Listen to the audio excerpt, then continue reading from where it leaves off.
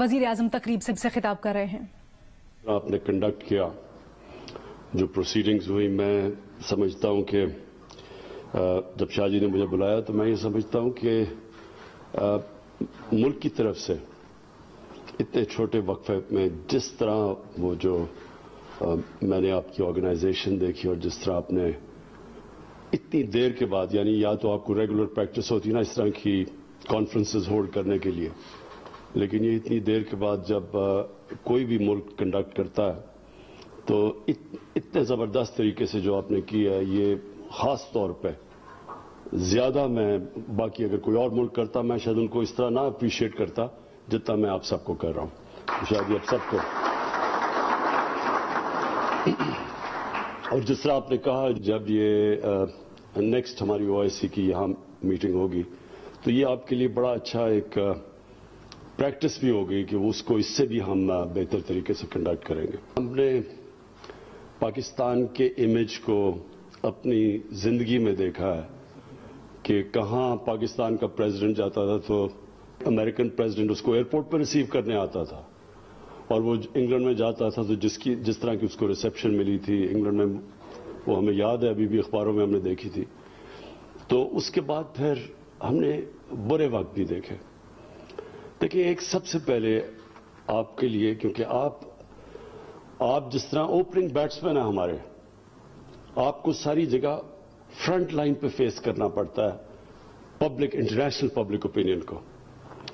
تو ایک چیز پلیز یاد رکھیں کہ جو ملک کی زندگی، اس کا جو سائیکل ہوتا ہے نا، وہ کبھی اسٹریٹ لائن میں نہیں ہوتا، اونچ نہیں ہوتی ہے.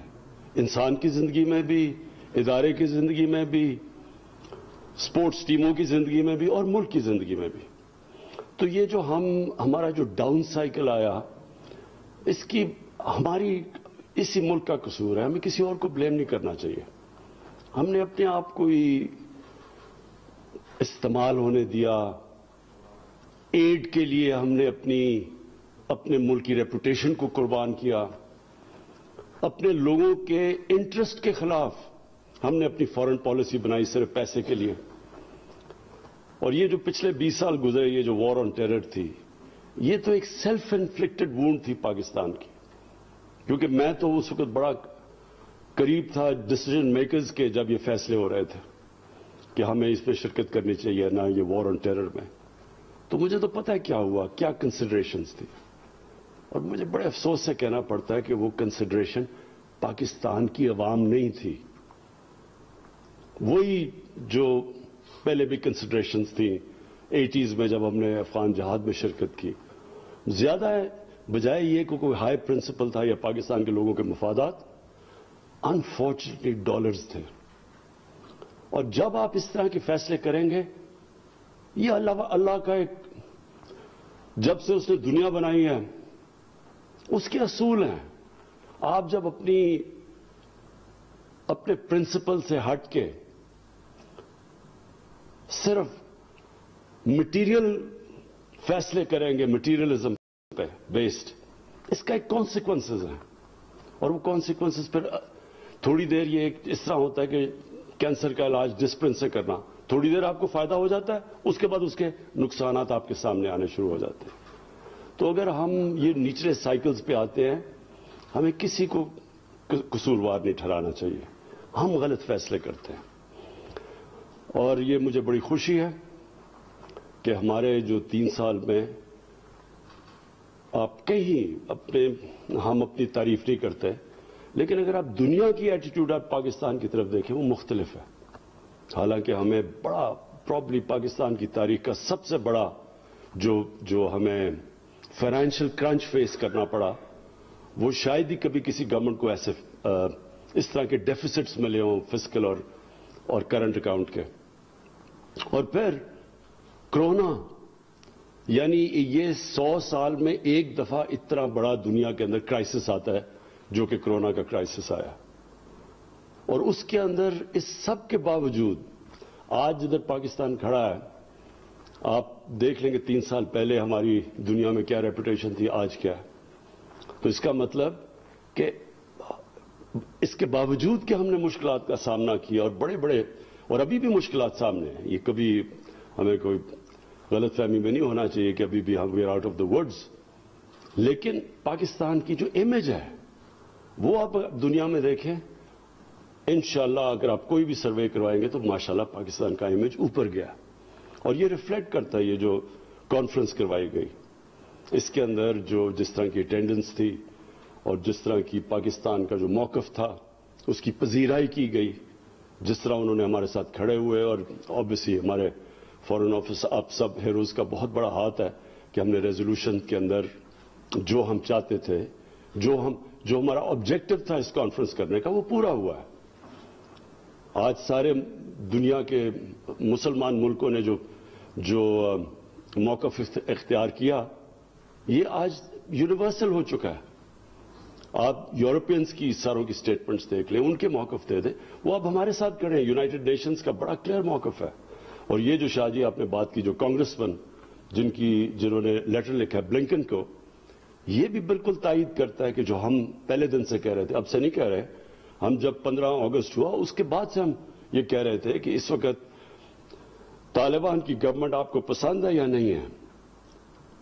یہاں 4 کروڑ ہیومن بینگز ہیں, انسان ہیں, ان کی زندگی عذاب میں جانے لگی ہے.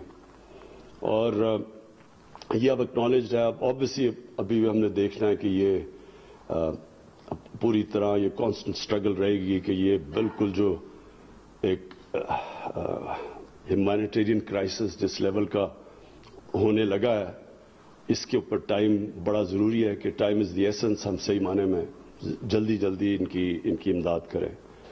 اور افغانستان کا ایشو صرف یہی نہیں کہ وہ ہمارے ہمسائے ہیں جن سے ہمارے پاکستان بننے سے اس خطے کے بڑا کلوز ان کی ریلیشن شپ ہے. کبھی جو زیادہ تر افغانستان ہے وہ اس ہندوستان کا حصہ ہوتا تھا, اور کبھی جو پاکستان ہے وہ بھی کئی دفعہ افغانستان کا حصہ رہا ہے. تو ہمارے تو بڑے پرانے ان کے لنکس ہیں. لیکن یہ ابو آل ایک ہیومینیٹیرین کرائسس ہے. یہ ایک ہیومن لیول کے اوپر یہ بہت بڑا ظلم ہونے جا رہا ہے کہ مین میڈ کرائسس کریٹ کیا جا رہا ہے, جبکہ پتا ہے کہ اگر ان کے اکاؤنٹس ڈی فریز کر دیں, اگر ان کے بینکنگ سسٹم کے اندر لیکوڈیٹی ڈال دیں تو پتا ہے کہ یہ اوارٹ ہو سکتا ہے یہ کرائسس.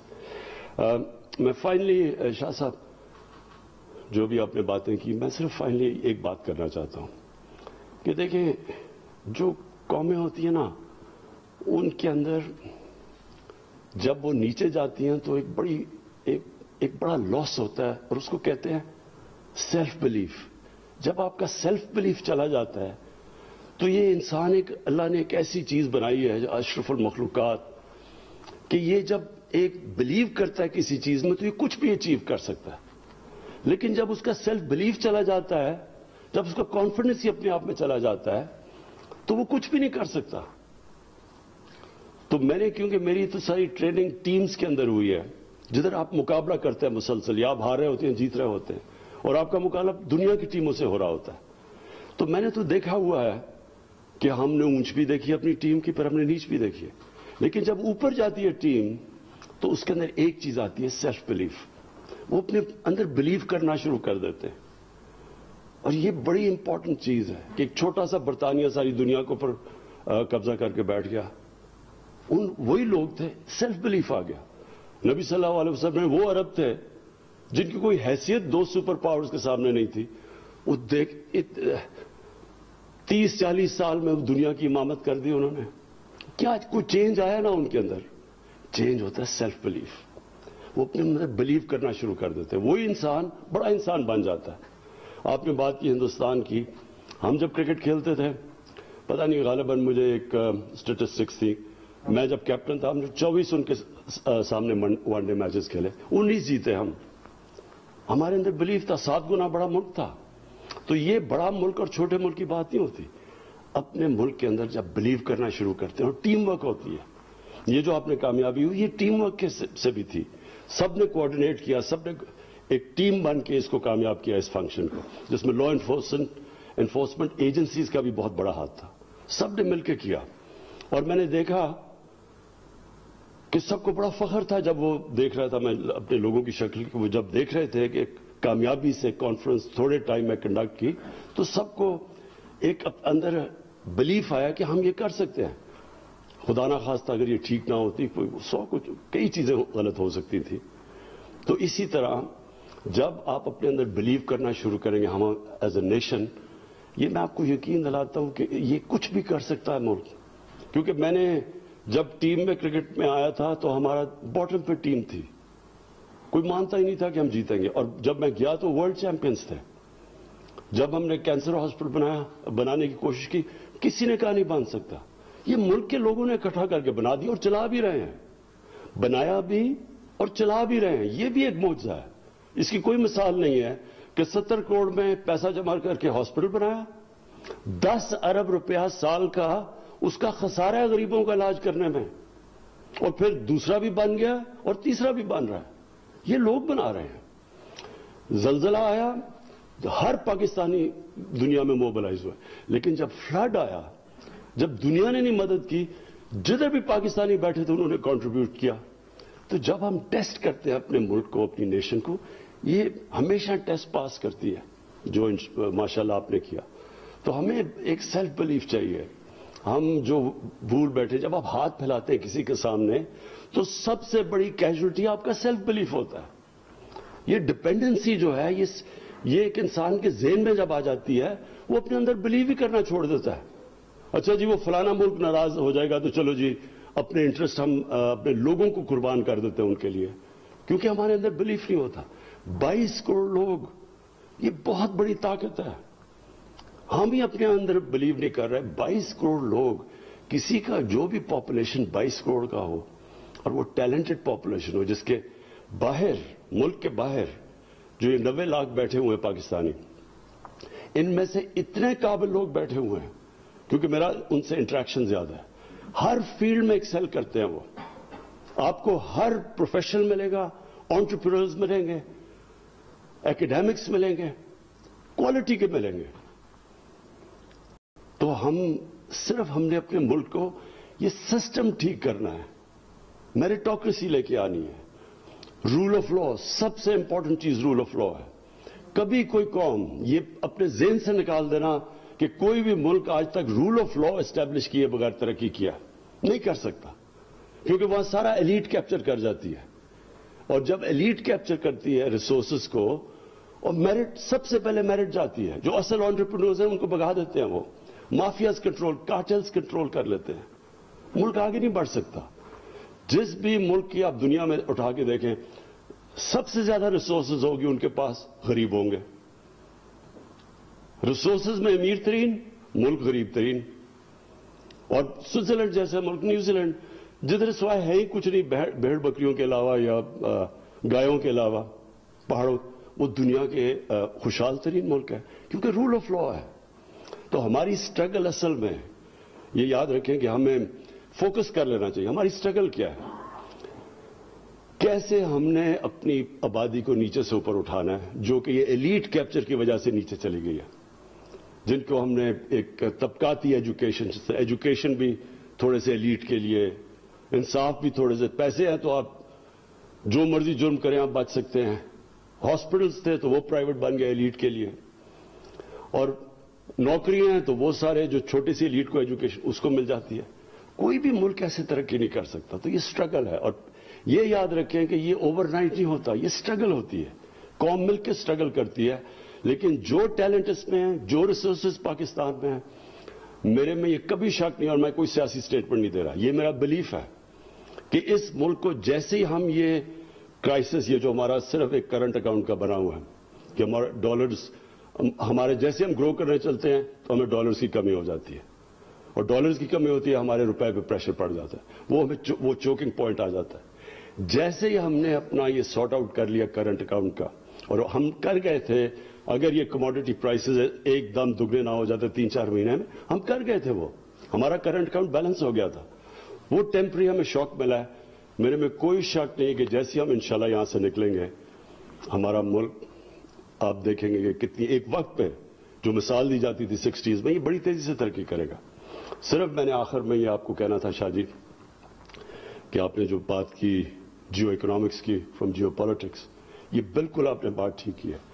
ہمارے سارے ملک کو क्योंकि हम यहां फंस जाते हैं जाके, ये जो हमारा क्रंच आ जाता है करंट अकाउंट का, सारे मुल्क को ओरिएंटेट होना पड़ेगा टुवर्ड्स जियो इकोनॉमिक्स, और खास तौर पे फॉरेन ऑफिस को, क्योंकि आपका जिस तरह हमारे एम्बेसडर्स, और बिल्कुल आप ठीक कहते हैं कि एम्बेसडर को होना चाहिए लीडर हर एम्बेसी का, जैसे जैसे एम्बेसडर्स को हम इस तरफ और जोर लगाएंगे, उनकी मदद करेंगे कि कैसे हमने इन्वेस्टमेंट लेके आनी है पाकिस्तान में, वो जैसे ही हमने बैरियर तोड़ दिया, 22 करोड़ लोग सारी दुनिया देख रही है उसके तरफ, क्योंकि बड़ी मार्केट है वो।